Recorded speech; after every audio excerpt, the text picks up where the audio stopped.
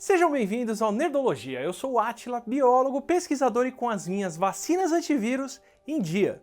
Hoje a gente vai ver a ecologia dos vírus de computador.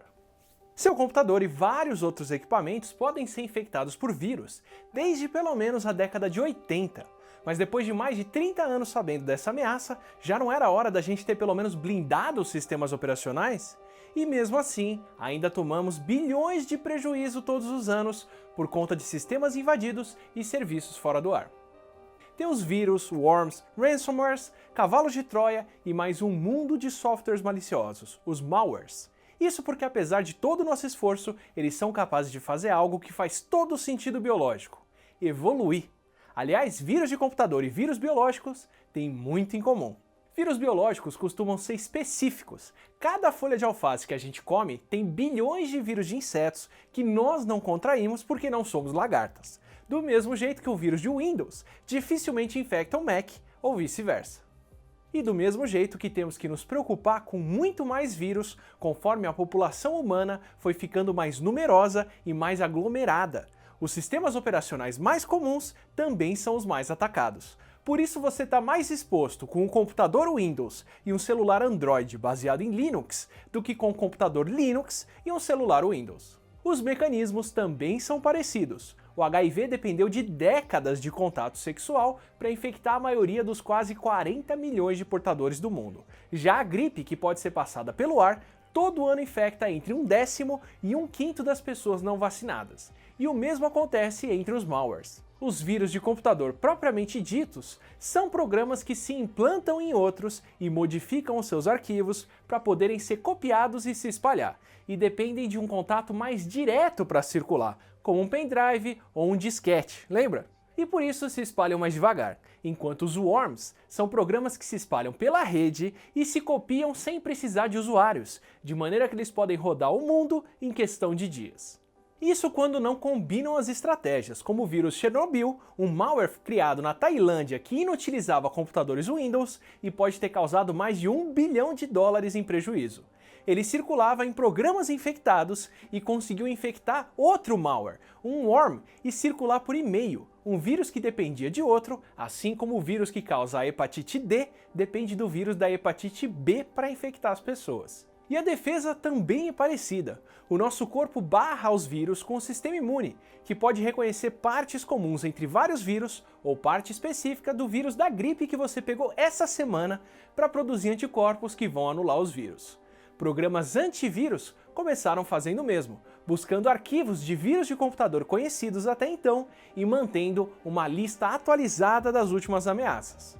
Bebês são mais sujeitos a viroses porque, assim como os computadores com sistema operacional recém-instalado, o seu sistema imune ainda não entrou em contato com vírus ou vacinas o suficiente para ter uma resposta imune robusta.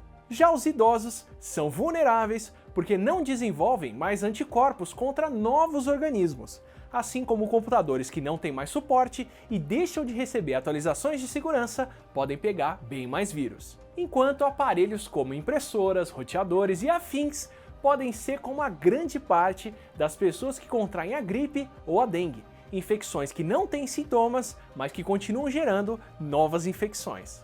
No nosso corpo, vírus biológicos podem escapar se escondendo ou ficando dormentes dentro de células infectadas, como a gente já explicou por aqui.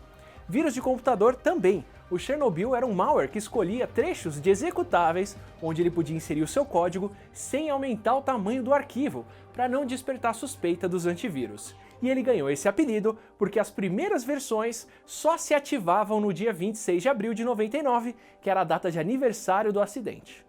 Malwares mais recentes, como o Conficker, que infectou mais de 6,5 milhões de computadores em 4 dias, são capazes de fazer como o HIV faz para infectar alguém por anos.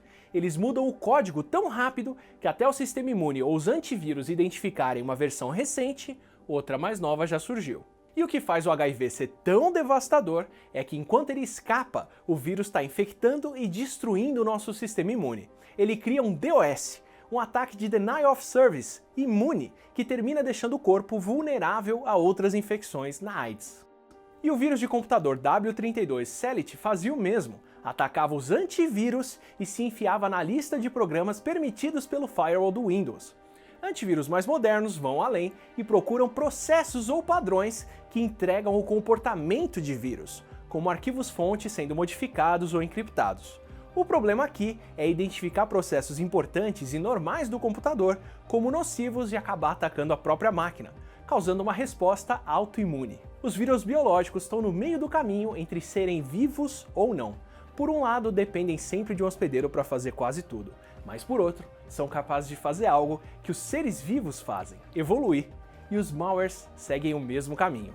Claro que no caso dos malwares, programadores com inteligência e intenções estão por trás dessas mudanças.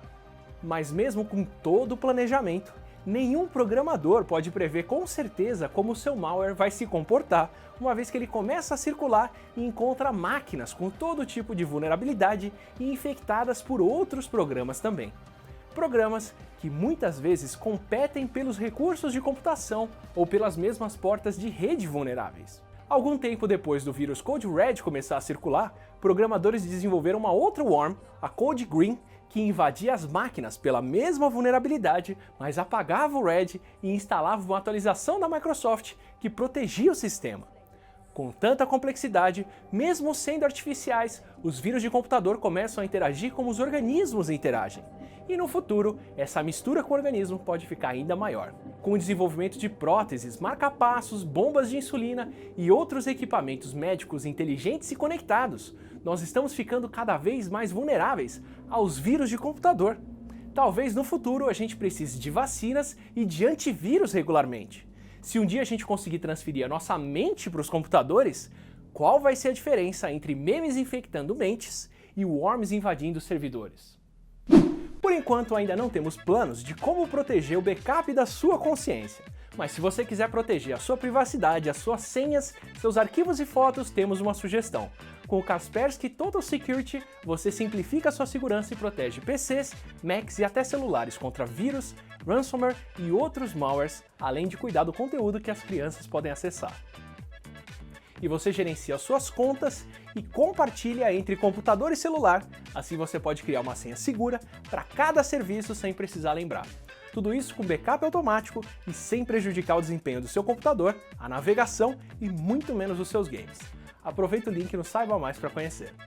E no episódio passado sobre como congelar o inferno, várias perguntas e ideias legais nos comentários. O Paulo Pantoja perguntou se o espaço limitado do inferno, da ala quente, não ia aumentar de pressão conforme a gente esquenta ela.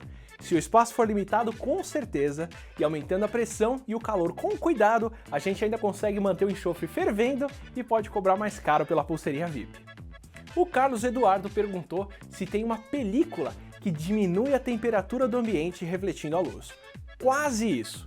Algumas películas que a gente tem para colocar nas janelas, tipo isso filme, podem refletir os raios infravermelho, o espectro de luz que transmite mais calor, e com isso a casa pode esquentar menos do que ela ia esquentar se tivesse um vidro normal no sol. Então não é bem que diminui a temperatura, é que ela não aumenta tanto. Bom para economizar no gasto do ar-condicionado. E aproveitando o gancho para responder o Gabriel Gonçalves, o inverso disso poderia ser a solução para mandar calor para o espaço. Se a gente quisesse esfriar a Terra, mandando energia para o espaço, não adianta fazer um duto, porque como a gente tem vácuo lá fora, não dá para transferir o calor por condução térmica, como a gente faz com ar gelado ou ar quente aqui na Terra. Só sobra a troca de calor por radiação. A gente ia ter que mandar raios infravermelho para fora daqui, ou de repente bloquear eles de chegar. O Marcos Ian perguntou se não tem um jeito de acumular energia no calor para usar no inverno. Sim, e é o que a gente faz com as hidrelétricas. A gente acumula nas barragens a energia da água que evaporou com o calor para depois soltar aos poucos conforme a gente precisa de mais energia. A questão é que aqui no Brasil a gente consome mais energia no calor mesmo por conta do ar-condicionado. E para terminar com uma pergunta, nesse futuro cibernético onde a gente usa computadores no corpo, que tipo de vírus você acha que ia causar mais estrago?